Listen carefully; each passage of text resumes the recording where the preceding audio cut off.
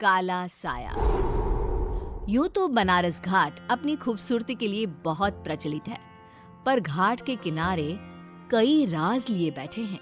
ये कहानी शुरू होती है बनारस के घाट के पास बने ममता निवास से, जहाँ प्रिया लाल जोड़े में ममता के घर उसकी बहू बनकर आती है।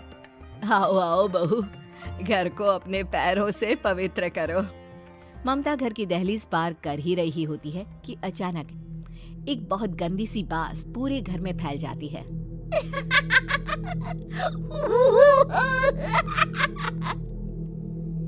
ये बदबू और ये आवाजें, ये कौन हंस रहा है माँ? अब ये पड़ोसी ना हमारे थोड़े अलग से है। कहाँ हम शाकाहारी और ये मांस मच्छी खाने वाले। छोड़, तू ध्यान मत दे और गृह प्रवेश कर। और हाँ बहू, अपनी सास की एक बात हमेशा याद रखना, इन पड़ोसियों से तो कभी बात नहीं करेगी। अच्छे लोग नहीं है ये। अपनी सास की ये बात मानेगी ना बेटा? हाँ माँ, जो आपकी मर्जी, मैं उनसे बात नहीं करूंगी।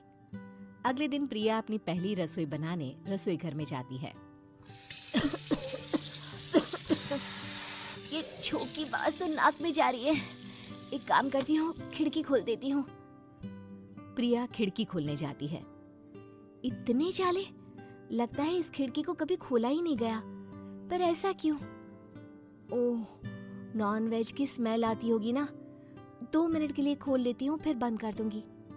प्रिया खिड़की खोलती है। खिड़की खोलते ही उसकी नजर सामने वाले घर की खिड़की पर पड़ती है, जहाँ एक लड़की खड़ी होती है। हाथों में मेहंदी, लाल रंग की साड़ी, बिल्कुल सजी धजी, मानो प्रिया की तरह ही वो भी नई नवेली बहू हो। वो प्रिया को देखकर मुस्कुराती है। हे भगवान, माँ ने तो इनसे बात करने को मना किया था। प्रिया फौरन ही खिड़की बंद कर देती है और तवे पर चढ़े रोटी की ओर देखने लगती है, पर वहाँ रोटी न होकर मछली पड़ी होती है। ये क्या? पहली ही रसोई में इतनी बड़ी गलती! हे भगवान, अब मैं क्या करूं?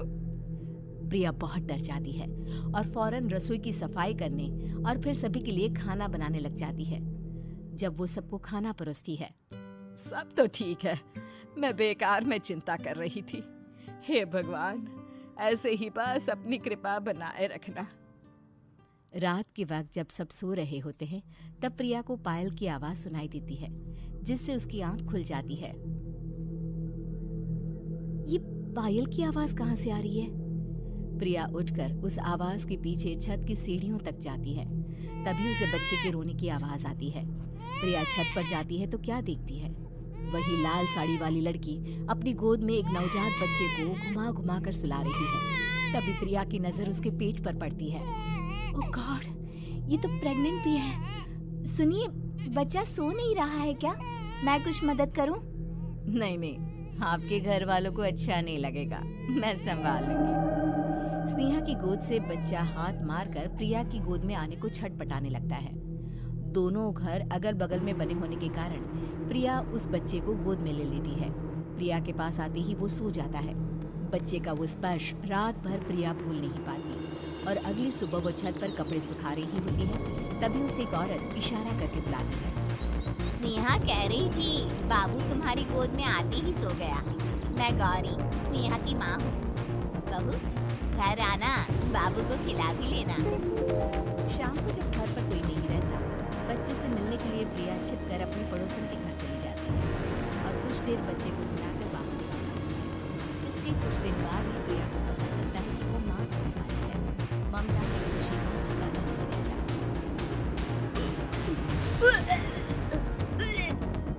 माँ जी, पता नहीं क्यों उल्टी आ रही है। प्रिया भागती हुई वॉशरूम में जाती है तो हरे और लाल रंग की उल्टी करती है। उस उल्टी में से कीड़े निकलते हैं। ये क्या? खून और ये कीड़े! माँ! माँ! प्रिया की आवाज सुनकर ममता दौड़ कर आती है, पर बेसिन में कुछ नहीं होता। प्रिया हल्की पत्नी पे जाती है। ये सब क्या हो रहा है? प्रिया घबरा जाती है और अपने कमरे में जाकर सो जाती है। डर के कारण वो इतनी थक जाती है कि उसकी आंख खुल जाती है। तब उसे ऐसा लगता है उसके पेट पर मानो कोई बैठा हुआ हो। प्रिया के पेट पर एक 5 महीने की बच्ची बैठी हुई थी, जो बुरी तरह जली हुई थी। माँ, तुम ही मुझे लाई ना अपने पेट में। मैं तुम्हारी माँ नहीं हूँ। कौन हो तुम? माँ, देखो मैं चल गई बुरी तरह से। 6 महीने पेट में रहने को भी मुझे नहीं मिला। मिला दो ना माँ। बचाओ, बचाओ, माँ। ममता दौड़कर कमरे में आती है। प्रिया की बातें सुनकर वो सब समझ जाती है। तू कहीं बगल वाले घर में तो नहीं जाकर आई ना बहू? मुझे माफ कर दो, मैं गई थी माँ। उस घर में सब मरे हुए हैं बहू। कई साल पहले स्नेहा उस घर में बहू बनकर आई थी। कुछ ही दिन में वो एक बच्चे को जन्म देने वाली थी। पूरा घर बच्चे के आने की खुशी में खोया था कि एक दिन अचानक उस घर में आग लग गई। सब बुरी तरह जलकर मर गए।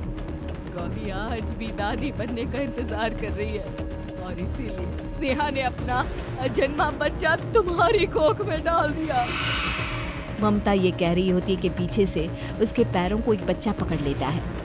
दादी, दादी। माँ, स्नेहा की गोद में यही बच्चा था। ये बच्चा कौन है फिर? तेरी मौत है। तेरी भी दादी। जिस चीज का ममता को डर था वही हो गया। ममता निवास के ऊपर मौत ने चादर बिछा दी थी। प्रिया का पेट ऐसे बढ़ जाता है मानो 9 महीने का हो। 2 हाथ उसके पेट से बाहर निकलते हैं। बहू, संतोष को फोन कर, किसी पंडित जी को बुला बहू। प्रिया का पति भागता हुआ घर आता है।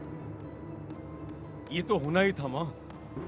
तेरा बाप तेरे सामने आ गया तो तू सह नहीं पा रही है। स्नेहा घर में आग लगी नहीं थी, माँ ने लगाई थी प्रॉपर्टी की लालच में। और वो बच्चा मेरी पहली पत्नी का बच्चा है, मेरा बेटा, जो कि उस आग की चपेट का शिकार हो गया। मैंने तुमसे ये सब माँ के कहने पर छुपाया था। मुझे माफ कर दो प्रिया। तुम अगर चाहो तो यहाँ से जा सकती हो।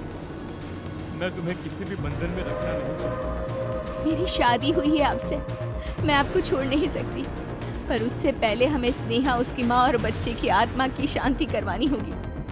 संतोष और ममता गौरी के घर जाते हैं। अंदर सब कुछ जला हुआ होता है। जमीन पर जली हुई लाशें बिखरी हुई थी। ममता रो रो कर अपनी करने की माफी गौरी से मांगती है। प्रिया स्नेहा के घर वालों का अंतिम संस्कार करवा देती है और ममता निवास फिर से आत्माओं के साए से। दोस्तों, हमें उम्मीद है कि आपको हमारी ये कहानी पसंद आई होगी। कृपया हमारे चैनल को सब्सक्राइब करें और सभी अपडेट्स के लिए बेल आइकन जरूर दबाएं। और हाँ, वीडियो लाइक और शेयर करना मत भूलिएगा। Bye bye.